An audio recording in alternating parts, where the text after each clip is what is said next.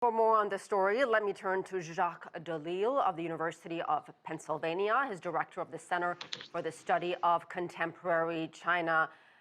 Jacques, what is your takeaway of this Quad meeting? Is it, how much does China, how much did it really dominate the discussions? I mean, the leaders say they discussed other things as well, but I'm just wondering how much is it really about China? Well, there's zero doubt that the origins of the Quad as a forum or a mode of collaboration of substance is clearly to check China. Yes, the origins were in the tsunami response, but in recent years, as it's become more active, it's been military exercises which clearly contemplate China-related scenarios. That said, it's way short of a Cold War or a NATO-type alliance. Considering the different priorities and strategic and economic ties that these different countries have to China, is there a unified front when it comes to dealing with Beijing? I think it's semi-unified, so there are certainly things that bind the Quad members together. There is a concern about China's growing strength, and there is a concern about what I think all four Quad members perceive as China's greater assertiveness, be it in the East China Sea or the South China Sea, on trade matters, or of course recently on the Sino-Indian border. On the other hand, these are not so closely aligned as, again, to approach something like a NATO alliance. Two of the countries, Japan and Australia, are formal security treaty allies of the U.S. and have been for decades. India, very much an independent actor. It's a great power in its own right. It likes to keep its distance from both the U.S. and China or any other great power out there. And Japan, for all of its fraught relationship with China, does want to maintain a reasonably good relationship. Australia has a high level of economic dependence despite the political frictions. So the four really do have different concerns about China and I think different attitudes about how to go about engaging it.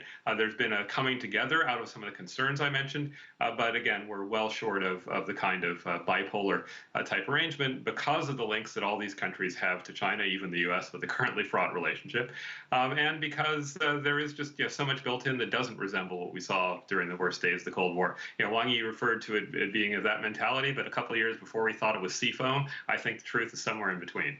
And China's state-run Global Times has called the Quad alliance the Asian version of NATO, and I'm assuming you disagree with that as well.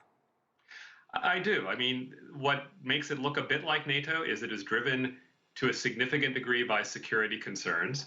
What makes it also like NATO is that it is a group of fellow democracies, so there is something of a political system difference, and much of the Biden foreign policy has focused on forging stronger ties with fellow democracies in the Indo-Pacific. What makes it unalike is that all of these countries have much deeper ties and more robust relations with China. We haven't reached that kind of adversarial level. NATO, it took quite some time to become more than a security alliance to become the full-fledged entity that it is now. NATO's taken on additional missions. And I think one of the things that could come out of the Quad that would be benevolent, it would not be so threatening to China, is if the Quad starts taking on non-security initiatives. It started dealing with a tsunami and a humanitarian disaster. It's talking about climate change, about trade things, some of which are supply chain security that poses a threat to China, but some of it is just more generally about trying to pursue some of the agenda that the TPP and the CPTPP started. And very quickly, Jacques, Friday's meeting comes just a few days before top diplomats from China and the United States, as I was discussing with Sean, our correspondent, are supposed to meet in Alaska quickly. What are your expectations? Can each side achieve what they're there to do? Well, I don't think the ambitions are all that high. I think the idea is to just say we're past the Trump era. Although the frictions are still there and the disagreements over priorities and interests are still there, the rhetoric is going to come down, the China bashing is going to come down. And I think the Quad meeting on the eve of that is just meeting with one's friends and allies before meeting with someone, the country with which one has more friction. So I think the expectations are relatively modest, but there's no reason to think they can't be fulfilled as reset's too strong a word, but at least taking down the temperature and getting back to something closer to normal.